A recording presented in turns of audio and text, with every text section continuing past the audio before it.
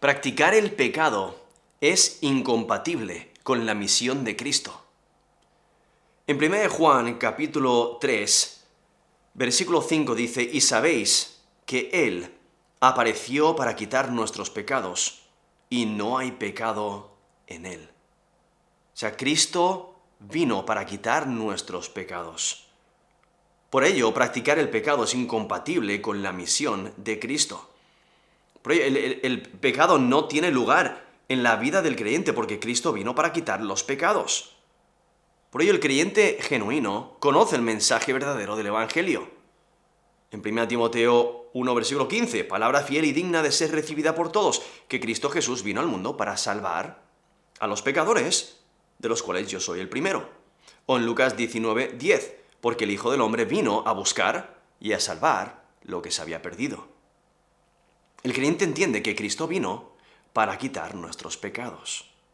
Si un individuo reconoce la persona y la obra de Cristo, va a odiar la maldad.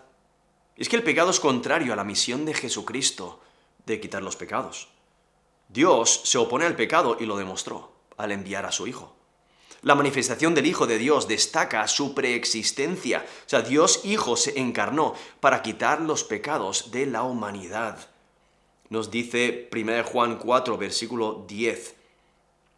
En esto consiste el amor, no en que nosotros hayamos amado a Dios, sino en que Él nos amó a nosotros y envió a su Hijo en propiciación por nuestros pecados. Eso es 1 Juan 4, 10. O en 1 Juan 1, 7. Dice, y la sangre de Jesucristo su Hijo nos limpia de todo pecado. Aquí en este texto, aquí en 1 de Juan, capítulo 3, versículo 5, dice, y sabéis que Él apareció para quitar nuestros pecados, y no hay pecado en Él.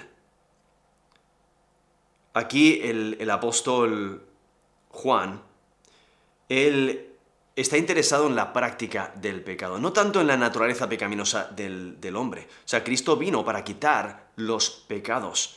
Es como Juan el Bautista dijo en Juan 1:29, he aquí el Cordero de Dios que quita el pecado del mundo. Y es por medio de su sacrificio que Cristo quitó los pecados.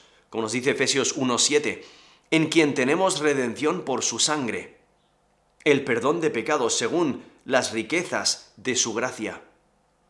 O en Hebreos 1:3, el cual siendo el resplandor de su gloria y la imagen misma de su sustancia, y quien sustenta todas las cosas con la palabra de su poder, habiendo efectuado la purificación de nuestros pecados, por medio de sí mismo, se sentó a la diestra de la majestad en las alturas.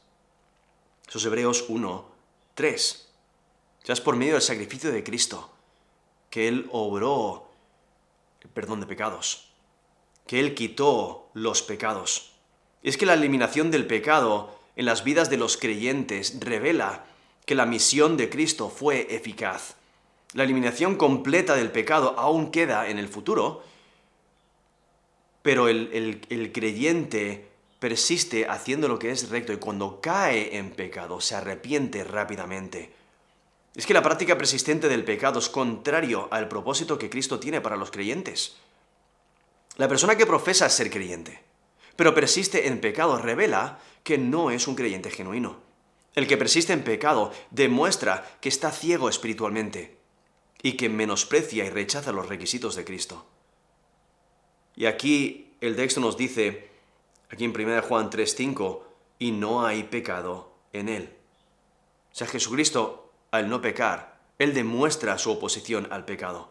Y por eso enfatiza este texto que Jesucristo es santo, es puro. Como nos dice 1 Juan 2:1, Jesucristo el justo. O en 2 Corintios 5:21, al que no conoció pecado. O en 1 Pedro 2:22, el cual no hizo pecado, ni se halló engaño en su boca. Jesucristo es el ejemplo a seguir. Los seguidores de Jesús deben de abstenerse del pecado, porque practicar el pecado es incompatible con la misión de Cristo.